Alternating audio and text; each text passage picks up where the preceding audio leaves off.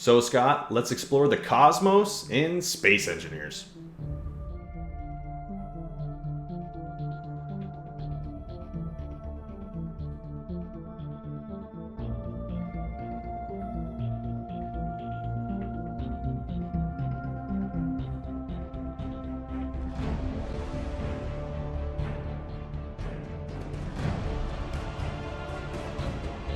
If you're enjoying these videos, make sure you head over to our YouTube at Inside the Game and hit that subscribe button, and make sure you hit that notification bell so you don't miss any of our upcoming videos.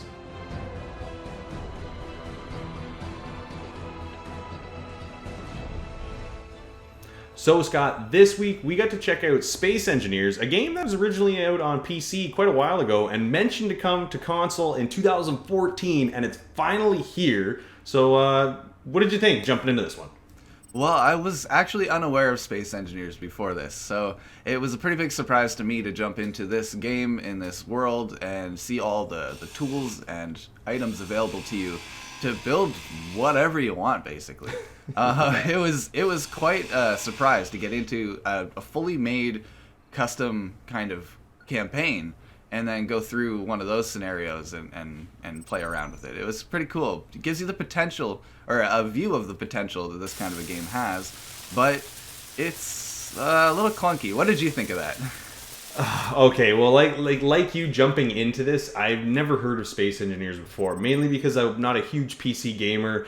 So it wasn't really on my radar. So when we got to check it out, I was like, oh, this is pretty interesting. It's not necessarily my style of game. And actually, I think early on you mentioned it's like, kind of like a Minecraft-esque, and it's, simulation of building and crafting. And there's a lot of those aspects in this game. It's very involved. There's lots of menus. There's lots of reading. There's lots of understanding. Yes. And for me, that's really where it kind of fell apart a little bit, is where I didn't feel like I had a whole ton of direction. Yes, when you first get in, there's this campaign that you do jump into that has, up in the top left corner, you have some objectives to complete, and it tells you, the basic controls, and you kind of learn how to maneuver around, because even just moving in this game I found to be a little difficult, especially because it's not necessarily as linear as some would think, right? Like the controlling of it is I found the sensitivity was high, but also because we're in zero gravity, so that has a lot to do with this simulation. And for me, it did feel kind of clunky. Like you said, I'm playing on the original Xbox, so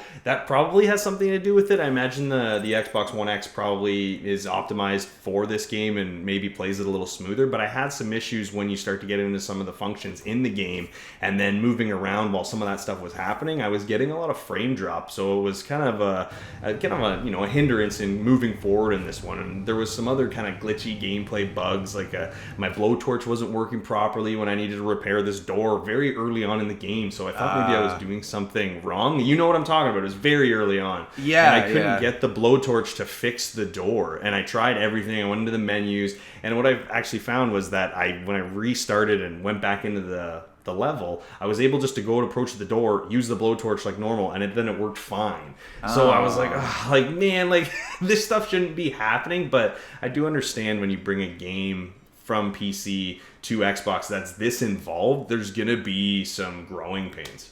Yeah, there's definitely a lot of interaction going on, and a lot that the computer has to handle on the back end. I have the S model of Xbox, and I was still getting a lot of frame rate chugging when a lot of my pieces were being destroyed. I don't know if I clipped it properly, but I did fly a spaceship right into the surface of a moon. That was spectacular, but it did slow my console down quite a lot, and didn't survive the encounter. So there's a lot of fun to be had when you're maneuvering these ships that are already pre-built, or constructing your own thing. But I feel like this on console was kind of just, maybe it wasn't ready. Maybe the consoles aren't ready for this yet. Or maybe you're supposed to do more of a mouse and keyboard approach, but not having that heavy PC computing backend is kind of a hindrance, like you said. Oh, There's so many little bits to each part that you create for a spaceship that it's so complicated when you get all these different pieces and all the different materials and knowing what to craft to make what. I feel like it wasn't explained super well, but I also feel like I'm missing a part of it. And maybe on PC it kind of is explained a little bit better. You know what? I hear you there. There isn't a ton of direction, especially when it gets in, because everything in this game is really involved. There's a lot of detail in this when it comes to building your ships or building outposts on planets, and doing any sort of crafting in this game. It's very it's very detailed. So you can customize every little thing about it, and that's awesome. Like that's the kind of freedom I think that every gamer wants in a game. But it feels like almost too much power to have with the controller. You know what I mean? Like you said, it's that mouse and keyboard feel where if I had that even hooked up to the Xbox, I think my experience with this game would have been significantly better.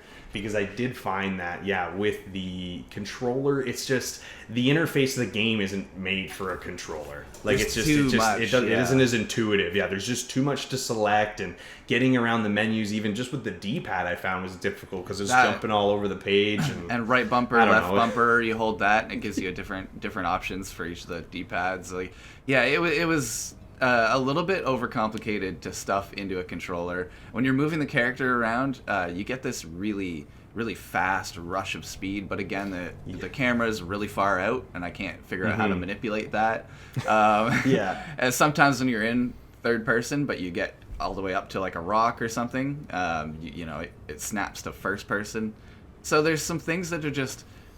I feel like I'm just interacting with this game improperly. There's a huge amount of stuff you can build and create if you're of that mindset. It's endless. It's actually endless. You can program doors, you can program circuits to do different things even. You can I'm sure there's somebody out there who has made like a PLC program with the devices. But and that's amazing. This is the Minecraft of the space that I would love to see.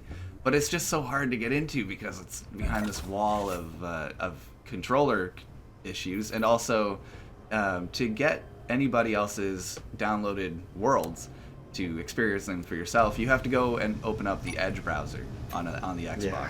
You have to link your account and pull these off of a website to bring them into your game, and that's just definitely would have worked a lot better on PC.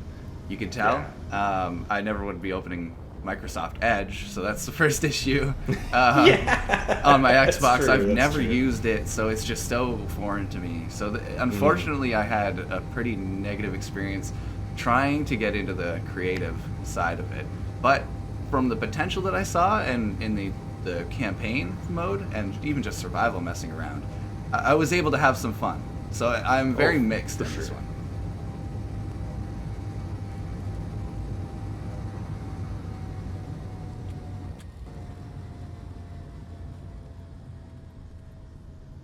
Well, you know what? I think we could probably go back and forth because I think we both see the potential with this game, but we've experienced all the shortcomings, at least thus far, with what the game's experiencing since coming to Xbox from PC. So if you'd have to throw a score on this, Scott, what do you think you're going to give your experience playing Space Engineers? Well, I have to put a little asterisk. This is Space Engineers on the Xbox for me that I'm scoring here, not the PC version. I have yet to get into that, and I would still be, very curious to. But on the Xbox side, I have to give this one a 5 out of 10. There's just too much that's missing that I believe is the main package. You know what? I'm right there with you. I was feeling the same thing, right? I was kind of excited jumping into this once I realized what the game was all about and, how heavy it was into the simulation and the crafting. But once I start navigating through the game, I start realizing that using a controller was just not the way to play this. And until they can, optimize controller usage in this game, I think it's going to struggle for especially newer gamers, not necessarily, people that have played it on PC before. So I've got to give it a 5 as well. With as much success as this title's had on PC, the port over to Xbox has left a lot to be desired here. The game mechanics seem glitchy at times, and there's just currently a lot of little bugs in this game that make extended play very difficult. But if you can make it through some of these bugs and glitches, there's definitely an extensive building survival sim here.